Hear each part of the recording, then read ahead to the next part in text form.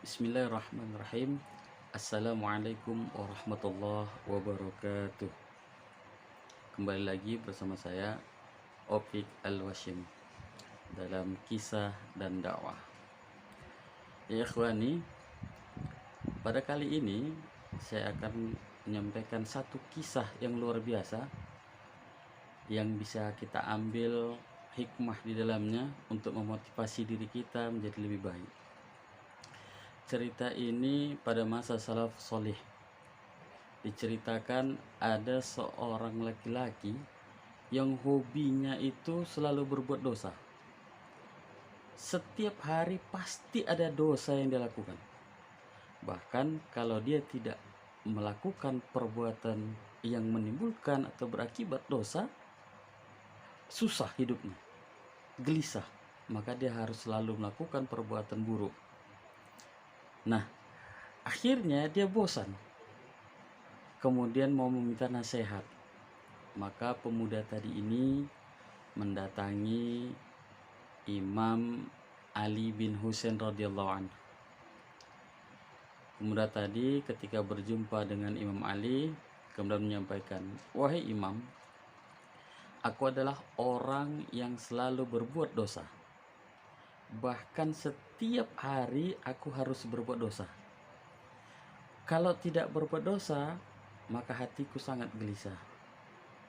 Coba berikan nasihat kepadaku." Kemudian Imam Ali bin Husain radhiyallahu anhu menjawab, "Kalau kau memang ingin berbuat dosa, silahkan aja. Tetapi dengan syarat. Syarat ini kalau bisa kamu laksanakan, silakan." Jadi pemuda tadi sedikit senang. "Benarkah itu, wahai Imam? Kalau aku bisa lakukan syarat itu, aku bisa tetap melakukan dosa?" "Iya, bisa." "Apakah Allah tidak murka?" "Enggak." Maka penasaranlah pemuda tadi.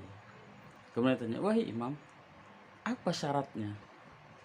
Maka Imam Ali bin Husain menjawab, "Yang pertama, syarat yang pertama yang kamu lakukan adalah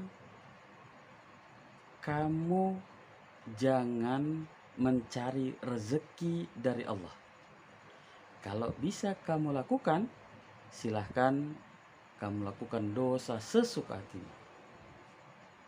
Tentunya nggak bisa, karena apapun yang dilakukan, rezeki yang dia dapatkan tentunya semua dari Allah Subhanahu wa Ta'ala. Maka pemuda tadi berpikir, hal ini nggak mungkin dilakukan. "Apa syarat yang lain, wahai Imam?" Maka Imam Ali menjawab, "Syarat yang kedua yang kamu lakukan kalau ingin berbuat dosa, maka yang kedua adalah silahkan kamu mencari tempat tinggal yang lain yang wilayahnya itu bukan wilayah kekuasaan Allah." Nah, tentunya berat juga. Tidak mungkin kita tinggal di tempat yang bukan milik Allah, karena semua ini punya milik Allah. Maka tidak bisa dilakukan. Lalu apa lagi? Maka yang ketiga, jika nanti datang malaikat pencabut nyawa, maka berusahalah kamu untuk menghindarinya. Jauh, pergi jauh. Jangan sampai kamu berjumpa dengan malaikat pencabut nyawa. Kalau bisa kamu lakukan, silahkan berbuat dosa sesuka hatimu. Nah, ikhwani, ini hal yang tidak mungkin juga dilakukan. Karena bagaimanapun, tentunya kita tidak bisa terlepas dari yang namanya janji Allah. Hidup mati tentunya sudah hal yang pasti. Nah, malaikat pencabut nyawa tentunya sudah tahu kapan mencabut nyawa kita. Apakah kita bisa menghindar? Tentunya enggak. Makanya hal ini tidak mungkin dilakukan juga. Maka pemuda tadi semakin berpikir ini hal yang tidak mungkin. Dia mulai lemas, kemudian nanya, "Ada lagi syaratnya, wahai Imam?" "Ada. Syarat yang keempat adalah ketika kamu nanti mau dimasukkan ke dalam neraka oleh malaikat Malik, malaikat azab, maka janganlah kamu mau. Tolak dia, bantah dia, jangan mau. Kalau bisa kamu lakukan itu, maka silahkan berbuat dosa sesuka hatimu. Hal ini tentu tidak mungkin juga, karena kita tidak punya kuasa. Maka semakin lemaslah pemuda tadi. Maka dia tanya, apakah ada lagi syarat yang lain? Maka Imam Ali sambil tersenyum menjawab, syarat yang kelima, carilah tempat di mana Allah tidak bisa melihatmu. Kalau kamu bisa lakukan itu, silahkan kamu berbuat dosa sesuka hatimu. Wahai ikhwani, 5 syarat ini tentunya tidak ada seorang pun yang bisa melakukannya. Oleh karenanya, memang kisah ini singkat, tapi mempunyai makna yang dalam. Artinya kita harus introspeksi diri kita. Apakah kita belum sadar selama ini bahwasanya Allah selalu memperhatikan kita dimanapun kita berada? Apakah selama ini kita sudah sadar bahwa rezeki sekecil apapun itu datang dari Allah Subhanahu wa Ta'ala?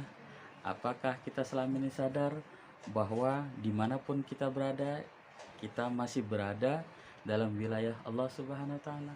Bisakah kita lari dari malaikat maut? Bisakah kita membantah kalau kita nanti dimasukkan oleh malaikat ke tempatnya? Tentunya hal itu tidak bisa kita lakukan. Oleh karenanya, mari kita perbaiki diri. Supaya apa? Allah ridho kepada kita dan kita bisa masuk ke dalam surganya Allah Subhanahu wa Ta'ala. Mungkin ini saja kisah yang bisa saya sampaikan.